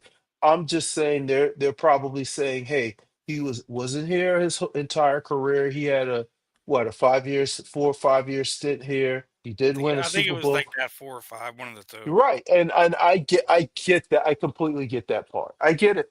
I'm gonna be honest. I get it, but I'm not saying he shouldn't be in there. I get why someone would have something to say, but our fans are crazy as well. Yeah. So we're crazy as well. So that's another thing. I mean, that's that, but I do agree. Here's the thing about Ring of Honor Hall of Fames. I think Hall of Fame is one of those things. A Ring of Honor is one of those things. When you say the name, if there is any level of hesitation, that's why it takes longer to get in. Like if you say B Dog, oh yep, like it's. But when Brian Dawkins is the standard for safety, nobody can meet that. Nobody can Nobody beat. can meet that. Yeah, we're You see we're what I'm we're saying? gonna we're gonna leave that off. We're gonna leave Brian off when they're doing Exactly. when we're doing Exactly. safety. You can't do that. That's not fair. That's not Exactly. fair to anybody else. Like Makuba, especially Andrew. Andrew even went to. I know he went to Texas his last year. Andrew's for me is a Clemson safety coming to Philly. Man, he's gonna hear a lot of Brian Dawkins, bro. You can't put that on that man. You can't put that on him. You can't put that. You can't even put Malcolm on him. You That gotta but let that's him be him. but You that's know why what I'm that's saying? why Malcolm got in though. Malcolm gets in because when Malcolm played, how many fans after B Dog goes off to Denver? That was a sad day in the league. Not just Man, not just in what? Philly, right? Because What? you could be a fan and saying B Dog, Brian Dawkins ain't So for me, Malcolm Jenkins let people know this is how you play safety for Philly. Like this is how you're supposed to do it. And when Brian Dawkins giving, hey, I like the way that young man plays. That's like if you play center field for the Braves, if Andrew Jones say you nice, you Oh, nice. you You see what I'm saying? nice. That's Yes. what I think Malcolm got in because when C.J. Gardner Johnson said, "Hey man, who showed you how to do this for real?" Malcolm Jenkins. He showed me how to do it, not to play it. Because I went from because Malcolm got drafted as a corner and he moved to safety and he never. Chauncey Gardner Johnson started as a slot corner / safety. He got to play full time safety, and I would say if you are Malcolm, I know he won the Super Bowls, but when Philly give you that stamp, you him. When Philly say, dude, you us. We know you played for the Saints. We know they drafted you, finished your career with the Saints. But but Brandon Cooks and that hit is Ooh. that is the epitome. Because Malcolm Jenkins like, dude, man, stop playing with me. It was a Whoa, legal whoa, hit. whoa. It was a legal hit. Yes. And that set the tone for the whole Super Bowl. Like, he's out. You better He give me he somebody else. Yeah. Dude, what the hell was he thinking? Uh, It's almost like he thought he was in like 707 or middle school. Like, dude, you make one cut in this league, one, and hey you better man, be quick in and out of that thing too, Hey man, or you gonna get you your know what they head say? busted. What he did. I mean, in boxing, they say it's the punch you couldn't see. So he doing all this. Next thing you know, here come that freight train from the left. It's a, and I don't like the fact that everybody's looking for the flag. No, this is football. You get hit This real is hard football. sometimes, He got hit hard. Right, right. real hard. And he said, You "Come." know how it He, is, he man. The said, season "Come has get him." started. We're gonna start seeing every hard hit is a penalty. Every time it's almost like flopping when they lay down on the ground and the officials are gonna go look at the TV, man. Like every hard hit in football is not a penalty. Like, it's just like I'm tired of it. I'm tired of begging, and everybody in the crowd knows the rules. Oh, he led with his head. His head is on top of his body. He's running full speed into a guy. Yeah, his head is gonna hit at some point. Like, oh, he launched. No, he ran full speed and knocked me out. That's what happened. Like I'm fine with it. I don't think like, even as an offensive player, there are times where you're like, yo, that wasn't a dirty hit. He killed me. He killed me. I'm hurting right now. He killed me. So that's the bottom line. So Yeah, I'm with you guys on that one. Malcolm Jenkins probably has one of the more memorable uh, knocks on a wide receiver that we've seen in the Super Bowl probably in the last 10 years or so. So I'm definitely with you there. And yeah, as we're getting close to the regular season, get ready for the unnecessary laundry hitting the field. yeah, I mean, you, it's kind of rough watching some of it. We're gonna get into it here Thursday night. We're gonna see some crappy calls, so we might as well go ahead and get used And to that's it. where I wanted to go. We're getting down to the last day or so. What's your over under on how many bad calls we see tomorrow night? It's first game. Uh, they're going to be heavy on whatever they decided in the offseason that they're going to have an emphasis on. They're going to be heavy on it week one. I don't know they'll mention it during the game. Oh, they said we were going to have an emphasis on this and we're going to clean this up. They'll have some things that we'll see, and it'll ease up by week 5-ish, but we'll see some bad calls. I love Bo's So commentary. Getting hit hard is how you find basketball players. hmm. It's going. I like that though, Lou. I think it is. It's going to be an emphasis on these receivers when they really get smacked, like when they really get hit. Because sometimes, right, we football is the greatest reminder in sports you ever gonna get. Football. People say football is a contact sport. Like, no, you make contact when you open up the door in the morning. Football is a collision sport. Football is a collision sport. It's like a car. I told my buddies, bro, it's a car accident every week. It's like you've been in a car accident every week. You know how, if you've ever been in a car accident, how your body feels after that. You're not used to that. You're not used to getting your body shaking like that. And that's what football is. It's a car accident every single week. Even if you play 6, 7 plays. You're getting hit full speed by a grown man who is trying to feed his family. And hey, you gotta be ready for it, man. If you're not ready for it, you're gonna turn into a basketball player or a coder or or a trumpeter or whatever you want to do that's not football. Dude, I think I told you guys, my son started playing. He turned 12 this Saturday. Last year, Cam played running back, got lumped up on about his sixth carry, and Cam said, "This ain't for me." He said, "This ain't for me." He said, "I don't like the hitting."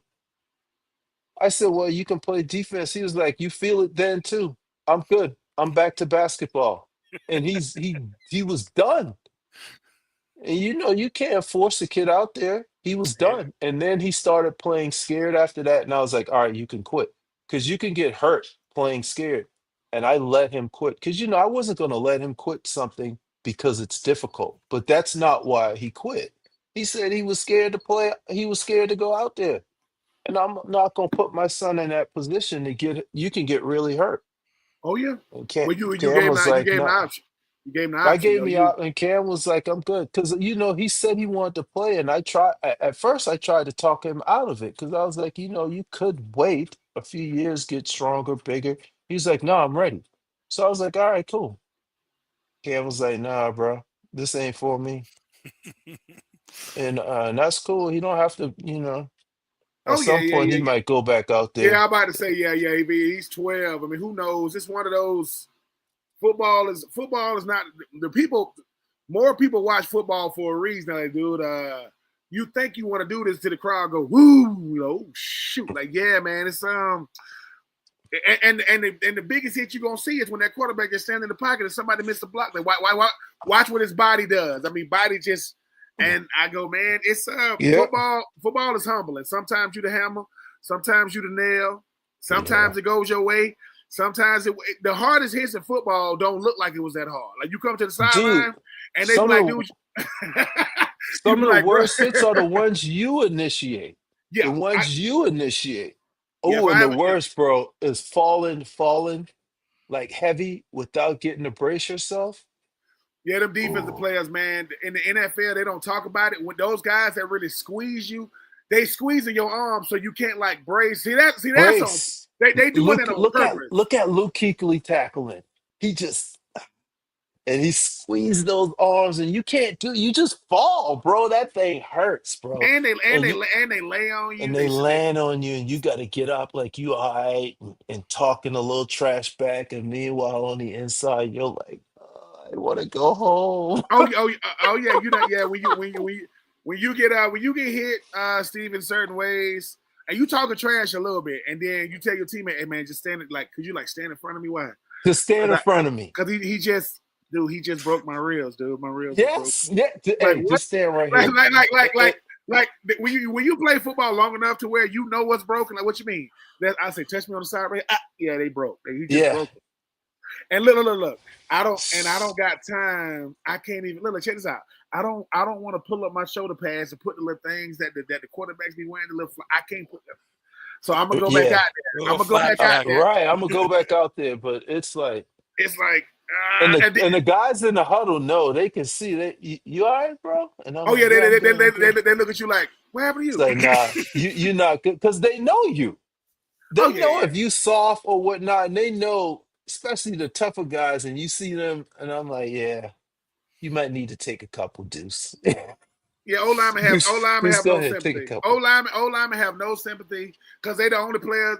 O line they don't come out the game, so they'll say, They "What's don't wrong with come you?" out They'll and say, they bruise "Yeah." every You'll play. say, "Hey man, they broke my ribs." They'll say, "Well, you got the other side. You got your other rib." What? You got your other side. You be good. But that's football though. When you earning stripes, when your teammates know, hey dude, what's wrong with you? Like, dude, he just broke my rib. And the defender knows it, right? So when he tackles you now, he'll just like hit you in your rib a little bit. You're like, oh, I did break him. Yeah, I Right, got you for right. the rib. And then they get in there under that pile, get a little extra. It's like, man, A little fuck squeeze, you. just a little, Right.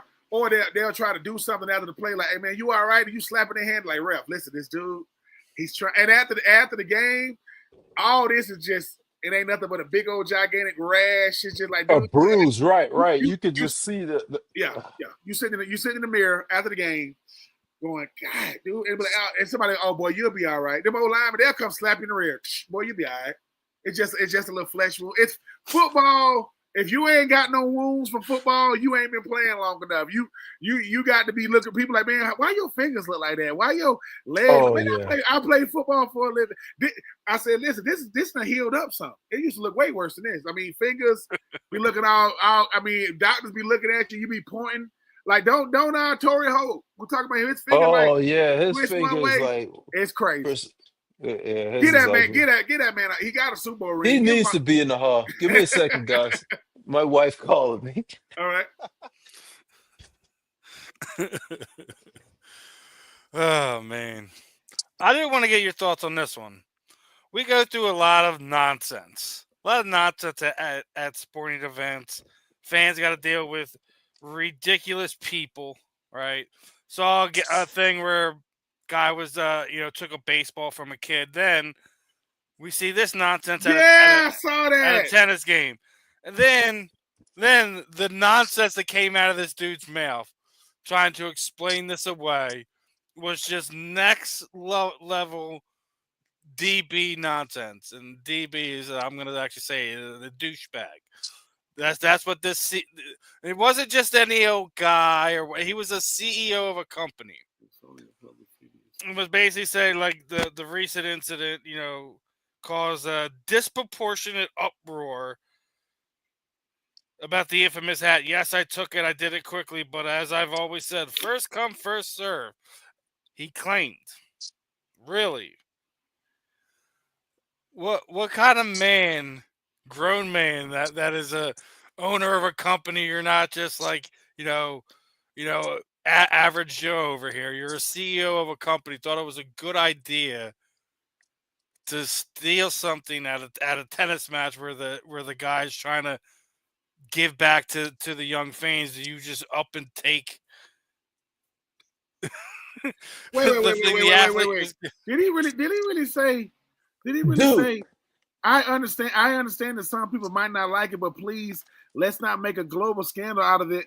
It's just a hat. If you were faster, you would have it. And then he said, remember, slander and disrespect to a public figure. Dude, you ain't nobody. What hold bro. on. Are you trying to tell us? Are you trying to say public slander will be investigated? You are a lame. Wait a minute. My He my said, the craziest thing is I saw that and I thought, you know how everything the we have so much stuff on the internet that's just not true. Yeah. And I was still trying to figure out if he really said that. Did he really say that? Because I saw a different apology I want to know if he really said that because when I saw that, I'm like, dude, is that really your response to getting outed? But taking a hat from a kid, is that really your response? And you're That's the only one I found. I looked several times because there's been times I pulled stuff things for things, but researching, I'm like, wait, that's not what happened. That's not what was said. So yeah, like I was I've shocked. I looked was at it. like, Like I'll search again when we get off. But But he like wasn't. But no, no. He wasn't even giving it to you though. What you he mean? Be wasn't dude, faster. and you're a grown man, dude. He wasn't giving it to you. I don't have to be faster if my wife is handing me a plate of food. It's not my son doesn't get my plate because he reached over faster. It wasn't intended for him. Duh. I mean, It's not for you. That was come on. That's please find a real apology because if he said, "Oh, for all of you public slander, I'm a public figure," no, sir, no, no, I no, you saw were. that. I read that a couple days ago, and I was like, "There's no way that he really said that." Well, you crazy. You But I are. didn't find anywhere that it said it wasn't true. Now, I did see a different apology, but still, I didn't see anyone like disprove what Steven just read. As soon So as you tell me what your title is, I already know how you are. I'm the CEO. I don't. You are who? I'm the CEO. No, no, no, no, no. You are a clown. You are saying for a child to be faster. No, this happened for one reason and one reason only. If his dad is look at one, standing Bo. there, hey, bro, let me get that. Let me get that hat up off you, man. He was. let me Let get me that get hat up that. off Let you. me get that up off you, cause Yeah, he was exactly. giving it to my youngin, dude. I said, listen, man, we don't play those games. Number one, this dude ain't really. He don't really have any. He don't really know how the internet works. He don't know how. Hey, bro, we watching you. You got fame. Number one, you could have used this to promote your business. Listen, over here, so and so, man. Listen, we would never. No, they finna get at you. I'm a CEO. Okay, yeah. Well, my son is the CEO of his room. It's still my house. So get out. I'm just saying, like, what? I'm a CEO of what? I don't like when people throw their titles out. You supposed to go, wait, but you the CEO of what, sir? Oh, I didn't know it CEO was of you. what? I mean, I can start a company and call myself the CEO of it. Like I've got rental properties, and my accountant told me to not incorporate, but open a business license for certain things. I could call myself the CEO of that company. That does nothing. Like, And I would have like said, what that got to do with the hat? What is it? What is it? Give the hat back. How hard is it to get these people's name, CEO, get their address, CEO, and send them the hat back? Because to say, well, if you were quicker with a child who the kid looked at you, you looked at the kid. Like listen, me and Luther have been blessed enough to give out autographs. And for people who don't know, this is there are certain adults. You give an autograph after the game. These adults be squishing these kids up against the fence. squishing kids, and I'm like, hey, little man, come here. Yeah, Little man, come here. Like, dude, you're gonna sell you got these jerseys and cars. I know you're gonna sell it. Like, come on, man. You're squishing the kids. Like, I know you really don't care too much for backup tight end Luther Broughton's autograph, but come on, man. You're killing the kids. You're 85 years old. Like, come on, bro. I've already signed like seven for you this week at training camp. Until I know your face. Like, yeah, let little man, little girl come over here and get yeah. theirs first, man. And You see it please don't all yell the out. time, And please don't yell out. We were here first, sir, sir, sir. You're older than bro. me. Like, hold Right? on, wait a minute. Like, number one. Um, I'm gonna sign as many autographs as I possibly can. But the little kids, like, of course they're gonna come first. You can reach over the fence and give me what you want me to sign. They gotta stick their little hands through. Hands, right, right. And there's And I and when you get and yeah, I get it. Some of them yeah, are yeah, there and they're reaching for their kids or whatnot, or what. And a lot of them aren't rude. We're not saying yeah. everybody's rude, but we can see, and it's like, come on. Like I see you, man. Come on, man. Like, dude, I understand you here. Or here it is. You out with your kids. Hey Luther, man, listen, I know you eat, man. I know you hate when someone asks for an autograph, but could you sign? I said, well, just ask. Don't say the first part. Like, don't say the whole. And my Oh, kids, the yeah, just say I know it bothers you, right? No, I can sign it. It's cool. But then it's like, could right, you personalize it? I said, listen, dude, I done signed about 10 things, man. Like, right, trying, right. the wife and I got mad.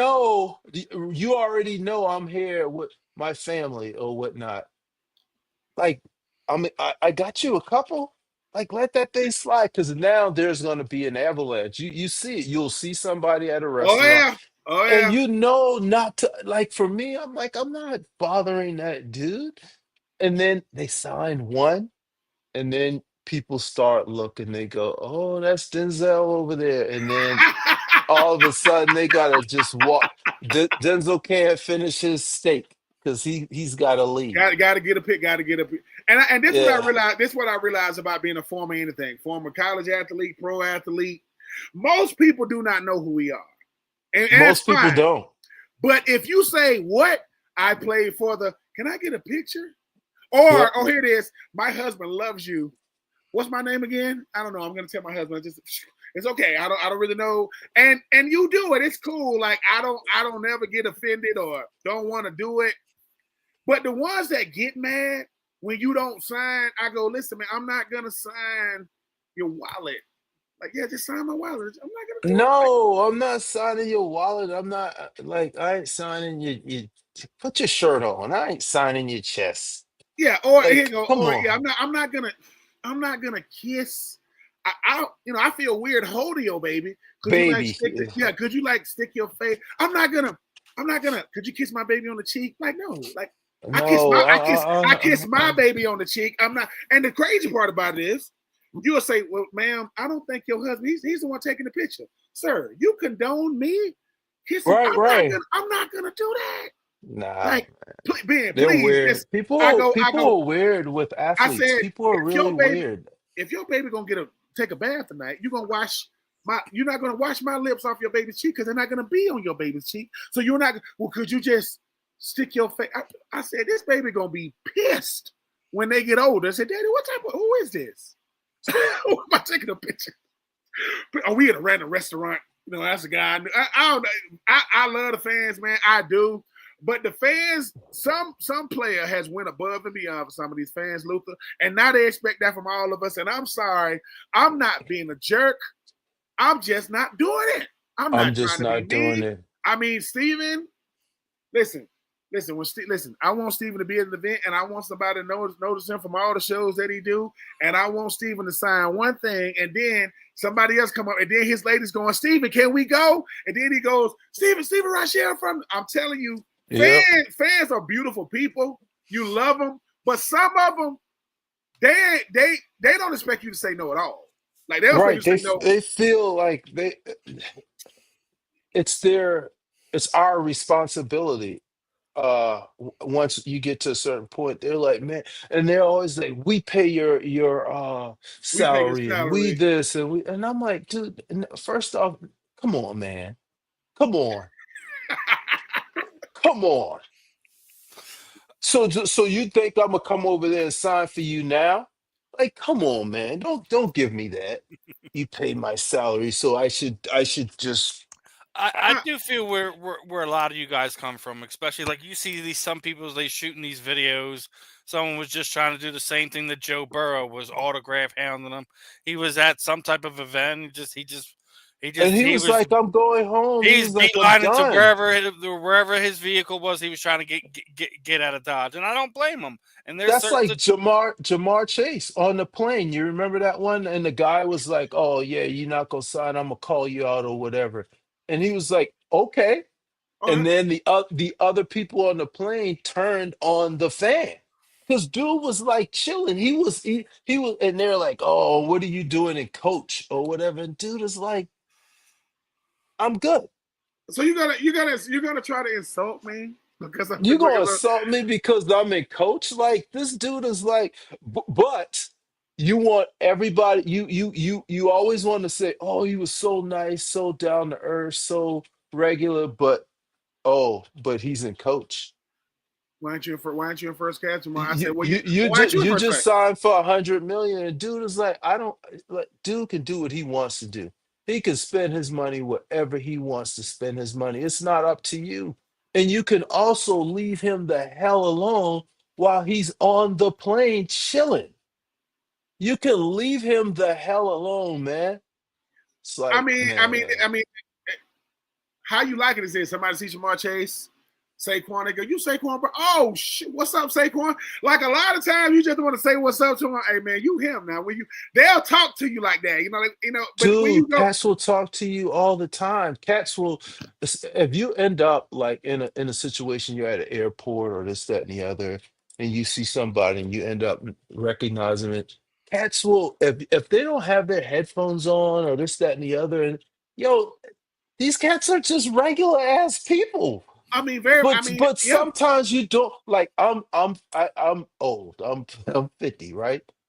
I loved Big Daddy Kane when I was young, right? These cats are like, who's Big Daddy Kane? I was at the airport in Raleigh, and I'm like, that dude looks like Kane, right? And I was going to DC, and apparently Kane either lives in the Baltimore, DC area or does a lot of stuff there. And I looked over and he looked up, and we caught eyes, and I nodded, and it was Kane. I wanted to go over there and chop it up, but I'm like, I'm not bugging this dude. He's over there chilling. We're waiting for this flight. I noticed his headphones are on or whatever, but I'm a fan. I wanted to go talk to him, but I left that man alone. Sometimes people need their peace, bro. Sometimes people need their peace. Now, if you are Michael Jordan, you are not having your Oh peace. yeah. Certain people you'll You respect. you're not having your peace. People are going to come over there. It is what it is. You're that big. You're Oh not yeah. going to have your Oh peace, yeah, son. you have to be out there to be like when I met Donovan McNabb. I mean, played against him, but when I met him in person, was in Nashville Duh. because he went to school with Keith Bullock, in Boom. Yeah. Syracuse, and Boom. so when Keith Bullock invited he was having he was doing like a charity event. He invited us all out, but he didn't tell us that Donovan McNabb was going to be there. So me being like a second year player, I don't, that's Donovan McNabb. So when I walk Right. in, I go, "What's up, C-Bull?" He said, "What's up, K?" And K, Bull just think, like, That's his that come up, boy. and then I go, "Oh, so we in this big building, and they got the DJ going." And I go, "Oh shoot, that's Donovan." I'm like, "That's Donovan McNabb." Like, and he laughed because I said, "Oh," because I'm in my mind, I'm like, "Dude, you." And he was the Donovan McNabb Donovan crazy. was Donovan the the life of cool. the party. He was the cool. He He Don crazy, man. he Don put he, chill. he put so much pressure on that DJ. He told the DJ they had the song called the Whisper Song from the Yin Yang Twins, and Yin Yang twin. he said every time I point at you, I want you to play the Yin Yang Twins. Now think about this. Now think about this DJ. I'm hired, but I'm gonna listen to them. That song got played 50 times. It just and my thing is, I'm like, dude, I'm driving home like, yo, mom, I just left the party. It's Donovan McNabb and they're dancing. Like he cool as a, I mean, that's my mama said, my mama hit me with, "You did not meet Donovan McNabb." I said, "You know what, mom? You would Bro, say it's something." it's crazy. It's crazy how that works. With I We might have talked about this on one of the other shows. It's my second year or whatever. We were at a Super Bowl event. A Super Bowl. We went to one of the events, and it was an event for alumni and current players. And I was there, and I saw Marcus Allen. Oh shoot. And and I was a Raiders fan growing up. Yo, I'm sitting there like, yo, that's Marcus Allen. But everybody else is mingling like they belong, right? And I'm like, I don't belong. And I'm sitting over there. I want to go over there and talk to Marcus Allen or get his. But then I'm like, yo, I'm supposed to be one of I'm I'm one of the players, and I'm like, hell no, that's Marcus Allen. Like, and I called my cousin. I was like, yo, I was at an event and Marcus Allen was there, and I was like, man, he like 6'3". He's not that big, and like I'm starstruck, but I'm like, yo, that's me. That's how I felt. But Oh yeah, most of the I'm always be cats are that. just regular cat. Nope, I'm gonna be like that These for life. cats, I'm gonna let them know. Like I'm I'm gonna be gonna let like people that for life. know. I'm gonna be Right. yeah. I'm saying only because cats act like they don't love that stuff, but you be like Donovan McNabb caught me off guard because Kate Bull didn't tell me he was gonna be there. I'm walking in and and it's like the crowd like split. And I said, "Oh, I went, oh shoot, that's done." And he laughed and he came up to me. He was like, "What's up?" He was calling me like Troupe and stuff. I'm like, "Dude, you know who I am?" Like, "I know you are." I'm like, "That's great." And this is way before the time of selfies and all. But I'm always be like, I'm gonna always be, you know. When I met Javon Curse, because he older me, came through Florida. When I met him, Florida. I said, "Oh, it's the freak," and I'm like, "Dude, I gotta stop doing that." Like saying it real No. loud. But And you he gotta just, be yourself, man. You can't not that's inauthentic, man. You have to be yourself. If that's who you are, that's who you are. If you're not being that, people are gonna wonder what's wrong with Ben. He's I not mean, being himself. I'm gonna. My wife has gotten used to the fact that, like if I, you when you from the country, man, it's a beautiful thing. You just are the way. If I see somebody doing something, Stephen or Lou, just say they start dancing. I might go, oh. I might just my wife like, dude, you got to. I said, look, I'm only got one life to live. Yes. I've done way too much stuff in my life that I shouldn't have never done. And I think now, I think now, I say, look, man, I don't got to have $1 billion to be, to be financially secure. I Be don't got to happy drive a and hundred thousand financially dollar. secure. Right. Yeah, man. I just think that at the end of the day, it is our obligation for people to see us enjoying our freaking life. Like I said, look, man, I'm not here to bring any extra attention to myself. My wife. I said, it's your fault. You the beautiful one. They ain't looking at me. They They looking ain't at looking you. at me. You Looking at gotta you. like I always tell my boys, bro. My whole goal in life with my significant other is to outkick my coverage. I gotta outkick my coverage, bro. I can't be the best looking one in the house. I ain't all that good looking. Hey, listen. I gotta I gotta Listen. outkick my coverage, bro. My wife talking about people know I'm a nice person. I say, that's what women say about you. Men say, oh yeah, you Cheryl. And my mom named Cheryl, my wife named Cheryl. So I'm sandwiched in between, two Two Cheryls. Cheryls. But at the same time, I'm like you, Luther. I said, look, man, people say, Ben, how do you think? I said, you ever seen my wife before? Yeah, she's coming to get me in a second. That'll let you know. And I'm gonna say, how you? I said, look, it ain't because I'm charismatic. And I did not meet her when I said it ain't because she ain't. She just, you like me, Luther? I said, listen, at the end of the day, they go, I want guys to say, that's you right there. That's how you, yeah. Mm-hmm. Right, right. Yeah. Listen, I'm not pressed. Cats be like, you disrespecting him. I'm like, yo, I want somebody to be like, yo, who's that lady? Like, that's she with me. Yeah, she's with me, guys. Yeah, Yeah. yes, yeah. She's with me. Yeah, she's with me. Yeah, That's the guy that was trying to get the discount, and I'm gonna try to get the discount and tomorrow. I'm still trying to get the discount. They say Oh man. that's what the lady used to say in Nashville. She'll say, "This guy played for the Yeah, Titans. He up in here trying to get the discount on the fossil watches." I say, man, "Did I'm that supposed to telling hurt my you. feelings? Is that supposed to hurt my I'm feelings?" telling you. Listen, I'm always trying to get me a deal. Cats be laughing at me. I'm like, dude, And speaking of getting deals, I got to get your thoughts on this one. I was talking to Ben about this last week, Luther. Did you see what the Cincinnati Bengals were trying to do to their alumni? no. They were trying to make them pay for their flights and hotels, and they're only going to give them 2 tickets for when they came in to do their honor roll, ceremony they're doing at one of the preseason games. Wait, alumni or the honorees? The Because honorees, these are honorees. so This like alumni is good. I was about to say I boomer fly size. when I. Oh, I saw that where Boomer said Yeah, he had to pay to. Boomer was putting them out on blast. That's right. Yeah, come on, son. You cannot put me in your Hall of Fame, your Hall of Honor, and make me pay to come. You could at least fly me up, me and my spouse, and get me a hotel room. That's the least you can do. Yeah, well, they were The Said Bengals they were organizing something with one of the hotel rooms, but that was basically all on the Bengals alumni to get their own way there, and they were only going to be allotted 2 tickets when they got there. That was it. like Michael Scott says to Toby, why are you the way that you are? I don't know. Why are you the way that you are? Dude, you run $1 billion franchise. Write that. Can I say that? You Yeah, write that Yeah, ish off. Write that shit off. exactly. That's a business expense. Come on. and that's the- Fly, fly and him and his family that's out. not even Give real. him 10 tickets. Give him a suite. Hold on. Come That's the on, kind of stuff. son. That's the kind of stuff. Somebody call you. What's up, Luther? Man, we want to have you back. Man, we're gonna fly you guys. We listen. You guys got to get you. Oh. That's not the kicker though. You only had 24 hours to respond. You had to respond within 24 hours. Man, no. Come on.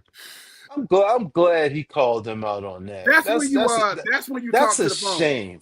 No, you know how That's like a sh- somebody say something to you and you do this, you put on speaker, you go and you talk and they say that again. No, say it again because my wife got to hear. You be like, so we got to respond in 24 hours. We got to get our own flight. We get 2 tickets. We cannot have 3 tickets. Oh, 2 tickets. Okay. Where the seats at? so what about my son? Who's Nope. no? So I gotta leave him home. Got to or leave them in the Oh, room. I gotta Leave them buy in the. him a seat. Yep. Oh, the seat might not be next to. Nope.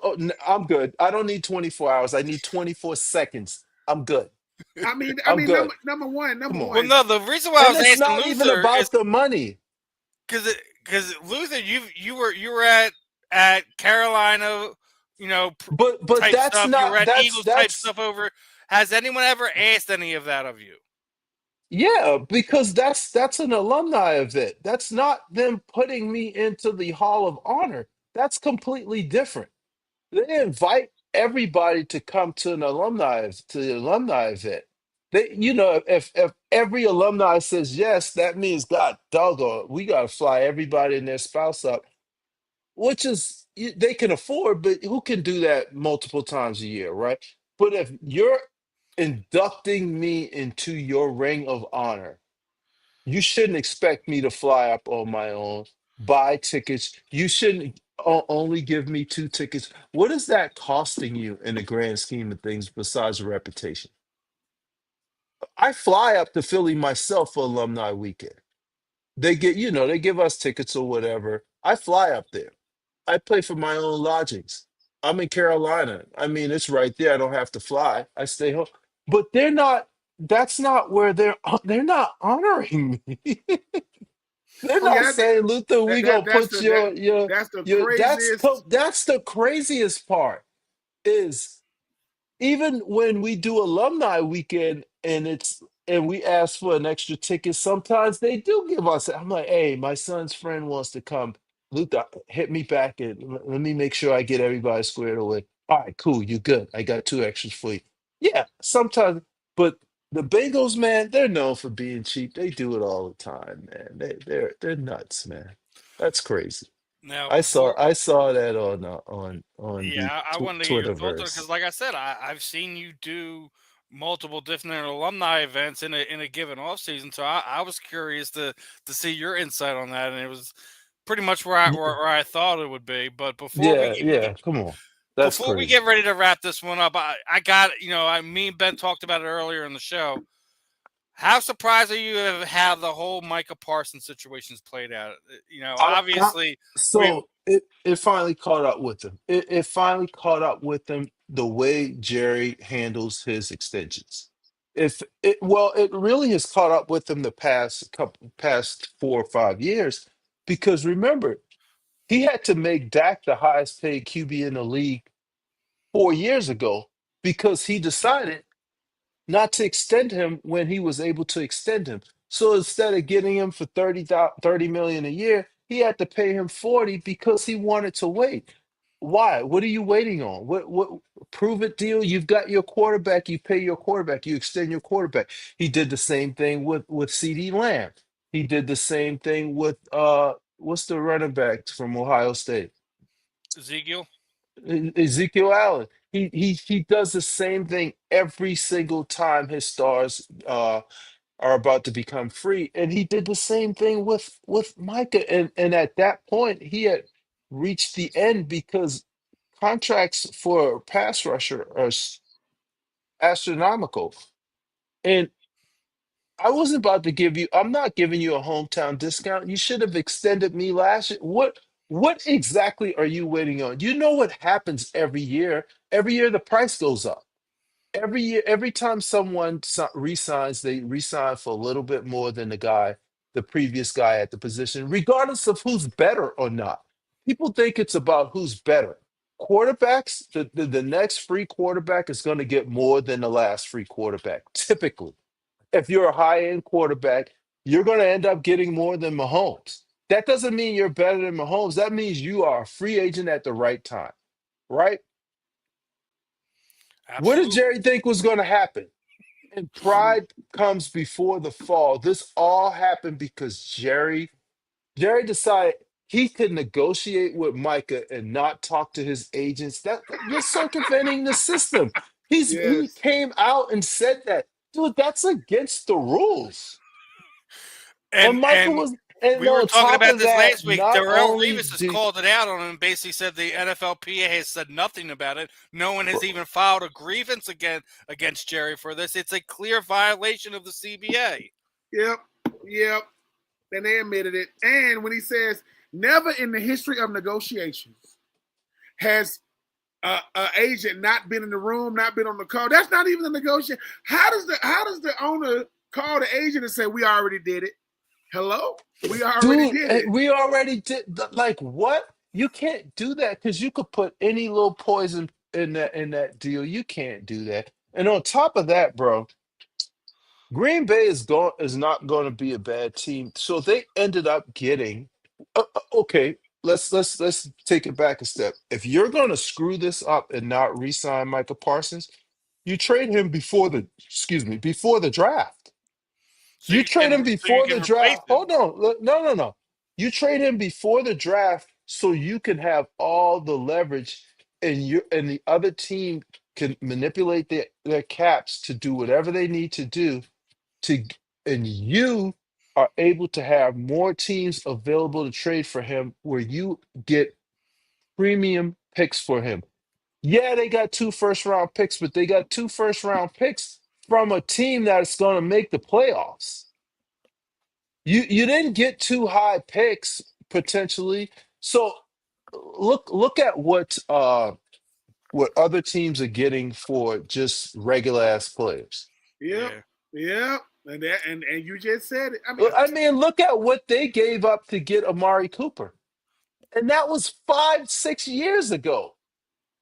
They gave up more for Amari Cooper. Look at what the Bears gave up for Khalil Mack when he was available before the draft. So he put himself in a position where he negotiated with a few teams, and Green Bay was like, fine, I'll give you 2 late 1st round picks for a guy who's had 12 plus sacks his first 4 years in the league. I mean, say it doesn't pan out for Green Bay, then fine. But he still could have gotten more from Micah. I agree. I But agree. That's where that As an Eagles fan, absolutely love it. I want him to live forever. I want him to live forever. I want him to pay Dak $70 million a year for the next 20 years. I want him to keep drafting well and having the players leave because he typically hits on his 1st round picks. So for the most part, yeah, I would have to say that he hits him he more than he misses typically him. hits he Yeah. typically hits on his 1st round picks. And then he screws it up by not extending them in time. Dude, you're a billion. Hire someone and go go take some little blue pills and do whatever on a yacht or whatever. Like, what are you doing? Like, Oh come man. on, son. All right, Uh, Ben. Last parting shots here before we put a wrap on this one, brother. Luther, man, always great having you on, Steve. You know what it is, man. You could listen. Always.